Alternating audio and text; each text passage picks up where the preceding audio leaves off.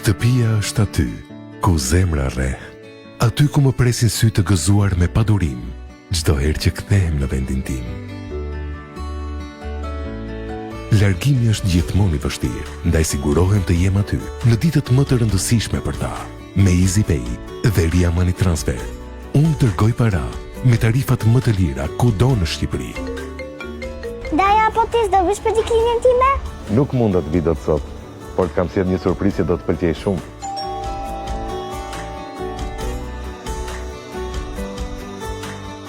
Nuk ka gjë më të bukur se sa të gëzosh njerëzit e tu më të dashur. EasyPay dhe Ria Money Transfer dërgojnë para aty ku vërtet ka rëndësi.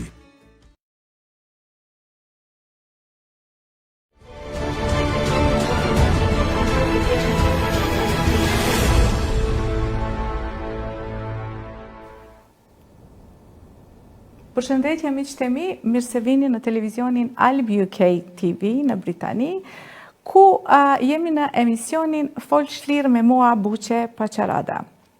Sot do të bisedojmë rreth muajit Black History Month.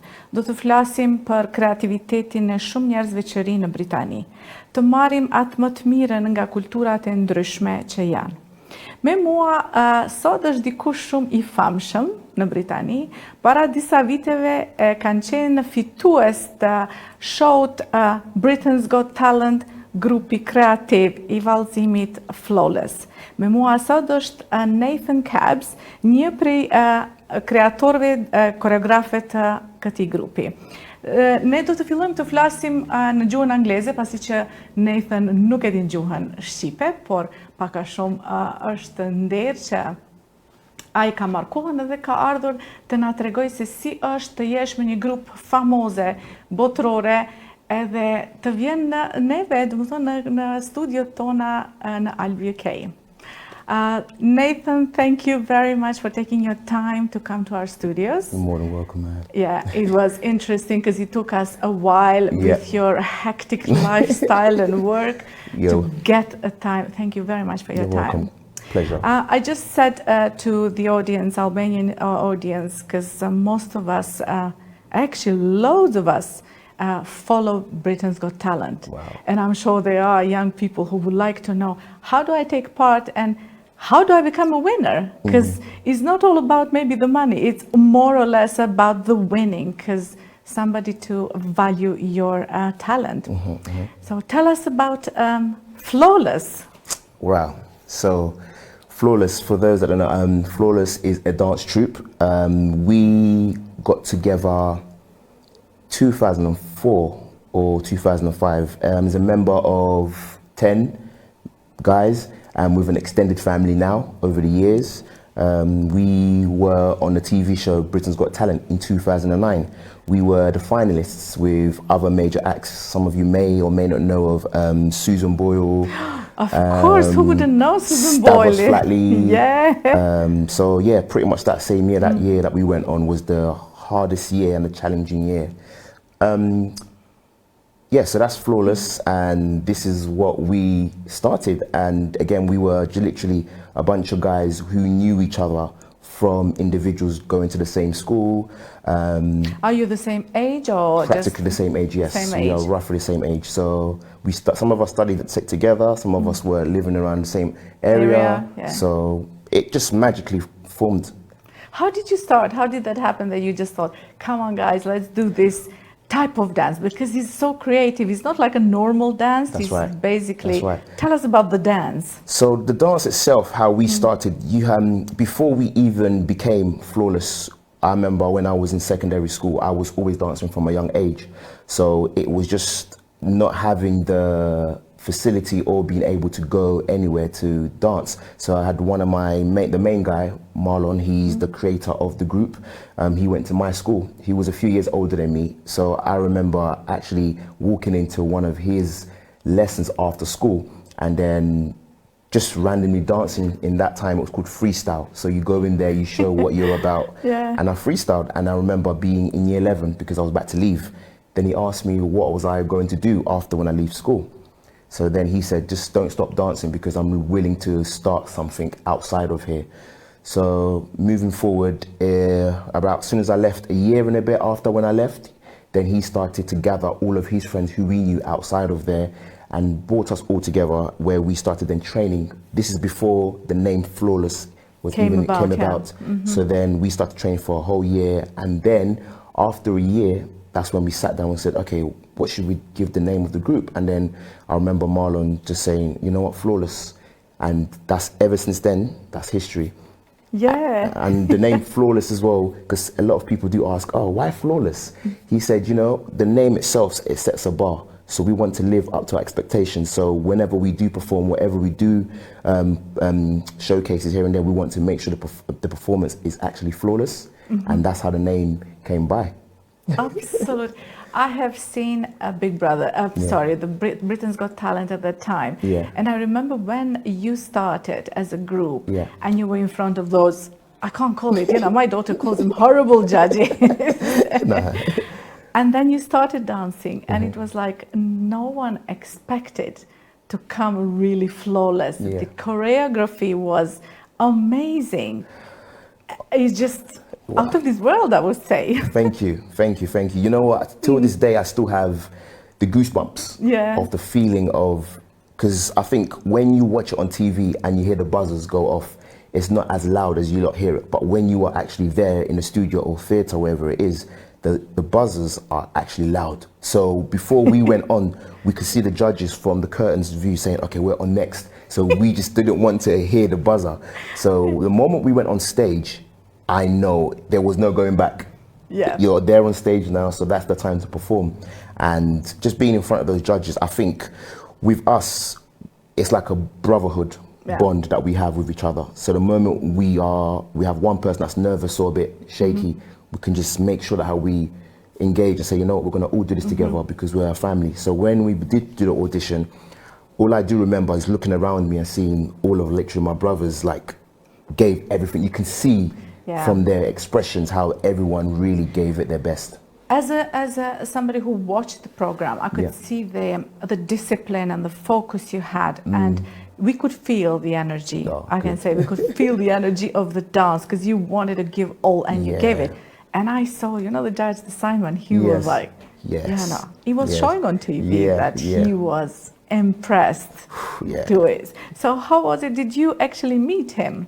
Yes, so we met him a few times actually. We met him during the audition, and even after we auditioned and we done that piece, he came out and he just came to say, honestly guys, that is one of the best things that he's seen, especially at the time when we done that as well. It was really tough and challenging because for a bunch of black guys, being on primetime TV was very, very rare. So we were the first one to kind of unlock that door just to show the audience and the viewers that all you hear about negative stuff with black people is not the same. We're not all the same. We do have some sort of talented individuals, and you know, so that's what we showed. And during that time, that's when he came to us backstage and he just said, you guys, honestly, it's the best thing that he's ever seen. And the same thing with the judge, Piers Morgan. He was judging also, same thing as well. Great feedback from them, and just meeting him, he's a genuine person, genuine guy, lovely guy. So he is basically, it's not like he shows himself to be tough and not approachable. Because anyone when you're looking and watching it from the screen, you kind of think, okay, he could be like that, but he's far from that, honestly. Most humbling guy as well, Now, Nathan, tell me something about yourself. Tell the Albanian audience that, how did you grow up in Britain? Which place do you come from? And how did you come about to start dance and love the dance? So I was born in Africa. I was born in Democratic Republic of Congo. I came here when I was 2 years old. So coming here with my parents, for me, to be fair, I don't really remember much of back home. But one thing that I do know is that my parents still stored the culture in me. So, for example, the dancing background came from normally being culture related. So we always listen to music, we always dance. So it was something that was already embedded in me from a young age. So as I was growing up over here, naturally you hear music from like the Michael Jacksons, the Jackson 5, and other artists that kind of inspired and motivated me to carry on dancing. And at the time growing up here, we never really had the facility to be able to go to dance classes as much as there is now. So everything was mainly self-taught. So I was self-taught dancing from watching videos, listening to music, and then just building from there. And that's how I fell in love with dance itself. Now, the style of dance that I do, which is street dance, it's something that was, at the time, everybody was more about the body popping, the style. Where I don't know if you remember the movie called Breaking. This was a very, very popular movie, I think in the 80s when it came about. So this is when it just sparked off the roof, where that's what inspired me, and then to carry on doing what I do today. Yeah. So, yeah. Did you ever dance break dance? I Because that was in a time that I remember I was a little break dancer, because you had to know at that time. Yes. So I knew the foundations. I knew the foundation, because some of the stuff that the dancers were doing then, like the head spins, the back spins, it was okay. How do I even do that? So then I grew up around break dancers as well, and we had one member in Flawless also who's a break dancer. So he did teach the foundation. And that was the good thing about the members in Flawless. You don't just have one style of dancer. So you all had your individual style, and we were able to help each other to pick up different styles from street dance, whether it's breaking, popping, locking, and even the style now is house dancing, which is developing now. So you have individual talent in the group. Was it anyone that was your inspiration to actually think that I really want to do the dance because this person has inspired me, artist? I would say Michael Jackson. Michael Jackson for me, definitely. I remember watching his tour. I believe it was in Berlin, and watching that performance of his, it really made me say, I love dancing. Just the way he just had the audience engaged with his performance. He wasn't even dancing. I remember his entrance was him popping up from stage, and he stood still. The audience was just going, and I asked myself, how is one man staying still, not moving, but making a crowd go like this? And I said, you know what? I would love to be on stage, just performing. So that's why. When was the first time you went? Now going back to Flawless, when was the first time you did the show to know that this is what you want to do as a group? So we done because what we used to do before, we used to go on and do performances like university events. So we'd go to universities and perform at different locations and events, and then we kind of had a buzz before the primetime TV came about. So we were already doing performances here and there, and then from there we knew that how this is something that we enjoy doing. You know, it was a passion that we had. Who made the decision to go to Britain's Got Talent? All of us. We actually sat down, because I think the previous year that we went on, the year that we went on 2009, we got asked to go in 2008, but we said no to that because we genuinely didn't believe that we were ready mentally, because a lot of people did get asked to go on, but we just said, no, we're not ready. We would rather wait. And then when we're ready, then we'll go in again. Then we did get approached the following year, which was 2009. And then we said, you know what, guys? We have nothing to lose here.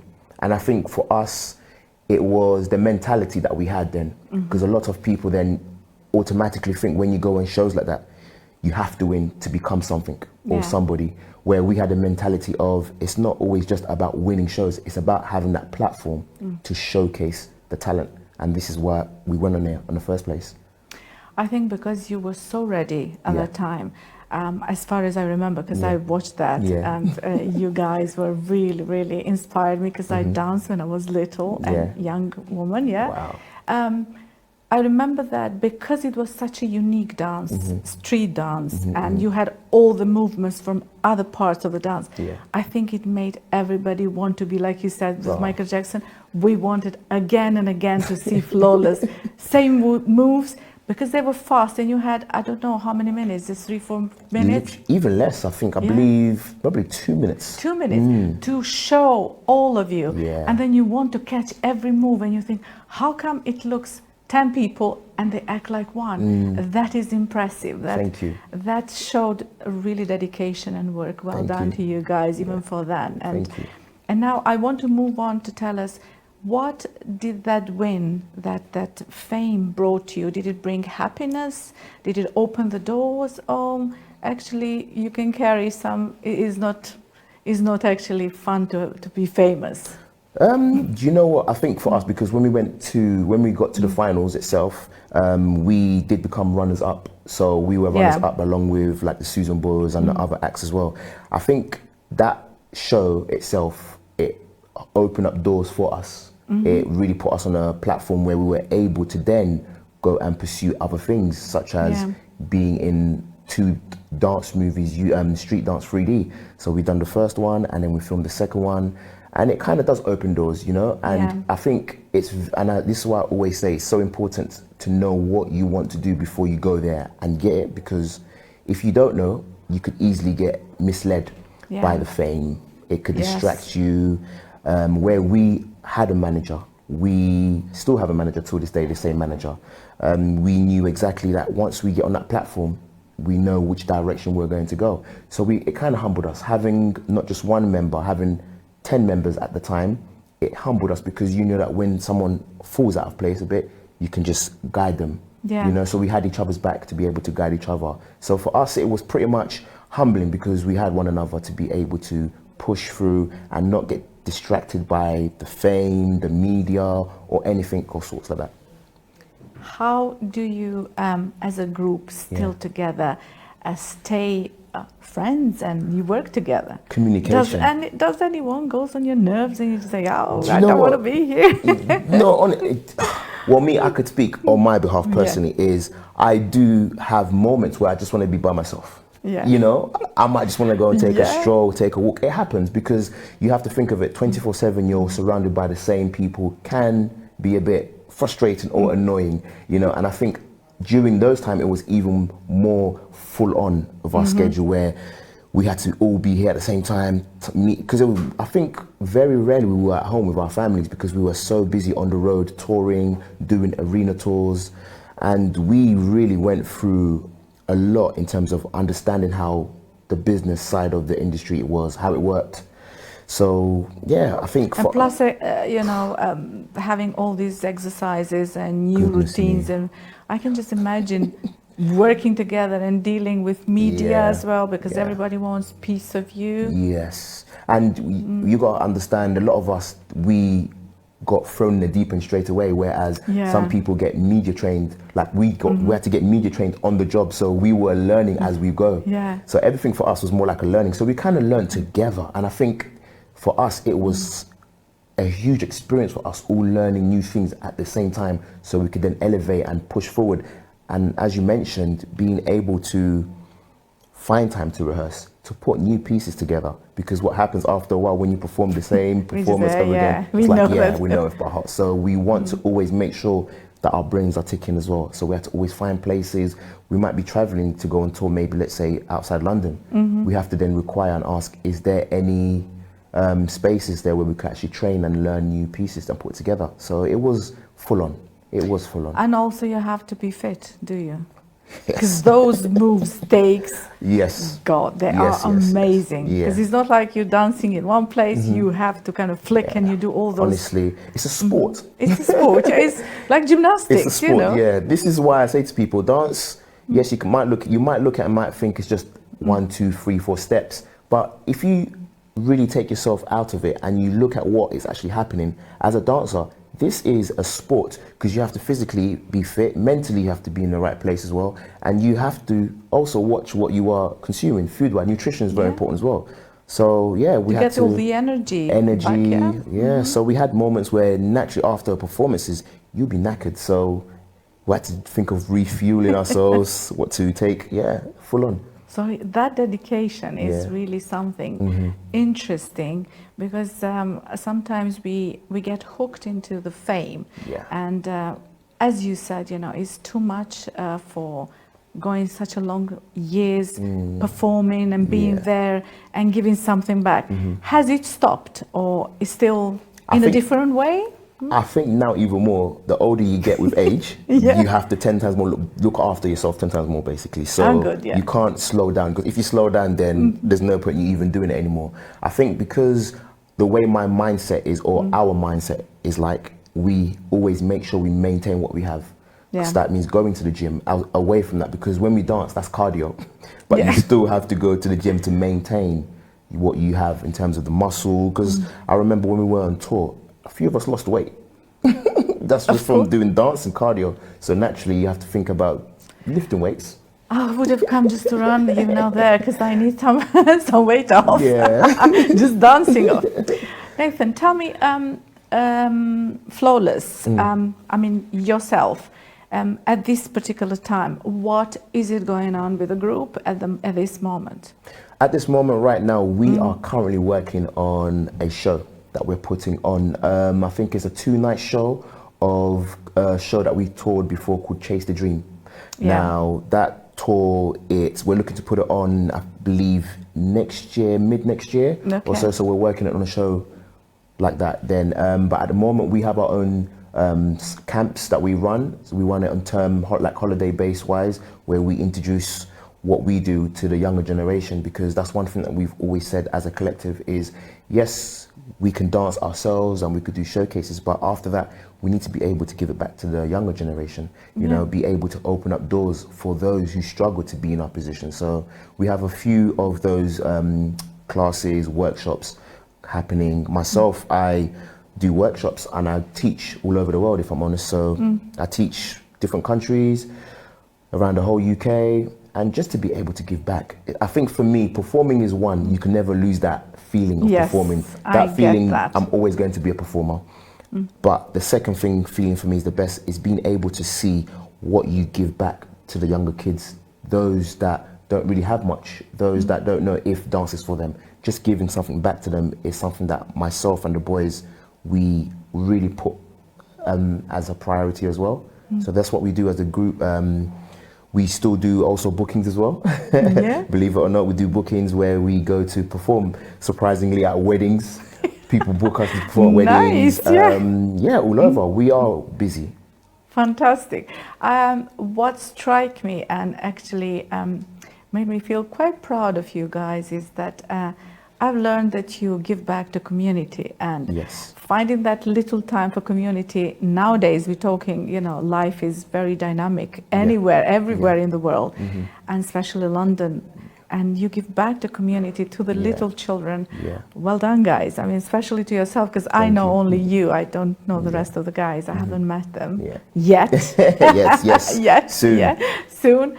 So how does that go? How do you feel going with little kids and they are all over the place, and I'm thinking, oh God, what are you doing, guys? Do you know what? Because we put ourselves in their shoes, you know? Because the way I look at it is like, how would I want to be taught life lesson at their age, you know? And I think for us, we also look at those who don't really have much, you know? So sometimes your time can mean a lot to these kids. A small conversation goes a miles away. Just being present, showing them that how through maybe dance, I might be able to show them a different path. And necessarily, we don't just teach them dance because we want them to become dancers. If they do, good. If they don't, it's not a bad thing, but we still want to be able to show them and teach them life lessons, experiences, being positive, because in this world, as you mentioned, there's a lot of negative stuff that's going on, and sometimes with the mental health crisis also going up as well. I think it's so important that we have people like ourselves who are being role models for a younger generation. So for me, giving back, it means a lot because you see yourself through them, and that's why I do it, and that's why we do it as well, giving back to the community. So honestly, the best feeling ever. Fantastic. Just before we started the show, we spoke about Black History Month, and I said, since I came in Britain, I have been myself involved in many projects, but I'm assuming that you guys as well do something for this particular month, which Black History Month. What was this year that you have done? So this year we were more of just going back. So for example, we look at the role models like the Martin Luther Kings and all the idols. So then we put things together, pieces, messages, and that's through just having dance videos and then putting it out there with the voice backgrounds of the Martin Luther King speaking over the videos, just to push it out there, just to highlight the Black History Month is still here. And rather than it just being a Black History Month, we want it to be like an overall thing, not just 1 month to celebrate Black History Yeah. Month. So we kind of push that agenda as well, being it should be Fantastic. like So it's spread throughout Yeah, the year yeah, because you are yeah. not just in 1 month Thank you. recognized as who you are. that. This is it. It should be, Yeah. and I think it's so important to do that rather than specifying, putting it 1 month. Rather than doing that, it's so important to spread it out the whole year. Yeah. So just so people understand that as well. But it's good that because I know for sure that the young people, they want to know what is going to happen because it's something is a particular month that Yeah. everybody gets involved. So they want to know what's happening, and it's good that it is throughout the year. Yeah. Do not so good. forget Yeah. your identity. Do not Yes. forget where you come from, and be proud of who you are. Super. I mean, earlier on you mentioned about when you first came over here. I think a lot of people that are not from here who might have felt the same way as well. It's like you just don't Yeah. know what to expect. How are you going to be received? Or, and I think I always say to those who are from different backgrounds as well and different culture shouldn't make us, it shouldn't define us, or it shouldn't segregate us. It should bring us together. And I think you should never forget where you are from. This is one thing that I always said, because just because I'll use us as an example, you have members who are not just from Congo. Yeah. You have also the Caribbean, with some of them are Jamaican, different Angola. Yeah. So we all have different cultures as well, and we're willing to come together and exchange. This is where I look at life in general. Being able to exchange with one another, it's so important to do so. Just because you're from Albania, but why wouldn't I be interested to actually find out, okay, what's the special dish from Albania? Language. I love language. I love language. So when I do hear some people speaking Albanian or a language, I'm like, okay, how did you say that? Explain it to me. That's just how I am, because I think exchanging in life is so important.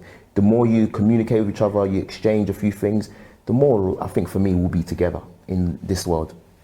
Definitely by sharing, Yeah. because we're human Yes. at the first place, Yes. and doesn't matter where you come from, you're still gonna talk same, Exactly. do same. If we speak the same language, Yeah. I'm sure English is your second language, isn't it? Yeah. So for me as well. So we speak in a language that we understand Yeah. each other, Yeah. and we have a love for music, we have love for dance, and for everything. Nice. What are the plans for yourself year coming? So the plans for me, I am currently looking at maybe now taking what I have abroad. So maybe putting on shows as well as the guys. So we're putting on showcases where I get called to maybe create and direct a showcase. Yeah. So, and one of the stops that I'm going from February is to Dubai. So I'm off to Dubai to put on a showcase over there with a dance school, where they hired me to basically go out there, choreograph, put pieces together, and then showcase it. So that's something that I am looking more into, as well as doing that and then doing workshops. So taking what I have, just going out there and exchanging, just literally giving things out, because while we're here. Yeah, of course, we should give and Yes. spread out, Spread this out. talent Yeah. all over the world. Why not? Yes. People love to hear. As I said first time when I saw a flawless dancing, I was like, this is not a dance I've learned at school. This is something different. It's not break dance. It's not Latin, definitely. So what style did you learn then? I've learned Latin American dance. Okay. But I've learned in Britain when I arrived in this country. Okay. My first time that I actually saw Latin American was a Brazilian dancers. At that time they were lambada. I don't know if you I know ever... lambada. Yeah. The movement. And I thought, wow, I like this dance. This is beautiful. And then I just started dancing with them just to have, some sort of a time out, knowing people from all over the world, because what is good in London and in Britain, especially London, is that you have countries from all over the world. You don't need to travel. Yes. You just come to London and you meet everybody and all these cultures. So I got to know Brazilians, which I never thought in my life I would ever meet them or know about the culture. And that's how I started. And I danced for a few years. I was a teacher and I won a competition, and who would have thought? So I understand how you feel. And that I miss that performance. I miss that adrenaline rush to get in front of the stage. Yes. No but matter... I've got now the TV, but I don't have the audience sitting here with me to kind of have that. Yeah, but no matter what, as even till this day, I still have a buzz before going on stage. Yeah. It's a natural thing. You're gonna always have it, but once you're on that stage, you go for it. It's like, you know how old people say, oh, like riding the bicycle, you never forget. Yes. Your bones don't work with Yeah. you if you don't exercise or you don't keep up with the routine. Nathan, thank you very much. I want to ask you just as a message for Albanian audience, what would it be, the message for us?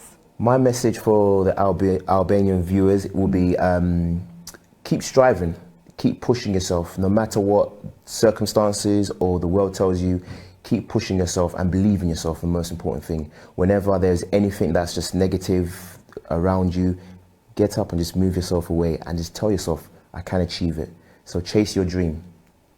Thank you very much. Yes, chase the dream. Yes, chase your dream, your personal dream. Yes. Thank you very much. I wish you all the best. Thank you. I would have loved to come probably with my colleagues and people who actually they are watching us, you know, to come and see performances if you have in London. Yes, definitely. And, once even we get our show, I will invite you guys. Please do. That would be good. We would like to come and support you and Yes. enjoy ourselves watching beautiful dances you do. Thanks a lot for your time. Thank you for having me. Yeah. Shikues të nderuar, kjo ishte biseda me Nathan Kads. Një bisedë fantastike me një person me aq mesazhe të bukura për rinin, për jetën e tij. Besoj se jeni kënaqur me çka keni ndëgjuar deri tani. Ju uroj një mbrëmje të mirë. Mirupafshim në emisionin e radhës.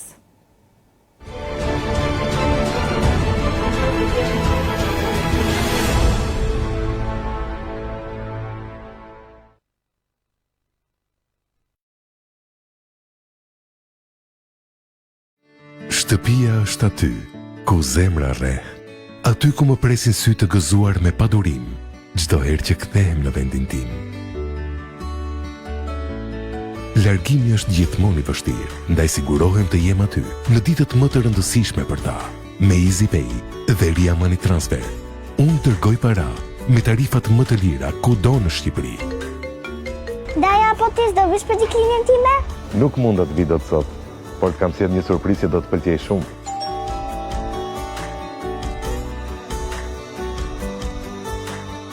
Nuk ka gjë më të bukur se sa të gëzosh njerëzit e tu më të dashur. EasyPay dhe Ria Money Transfer dërgojnë para aty ku vërtet ka rëndësi.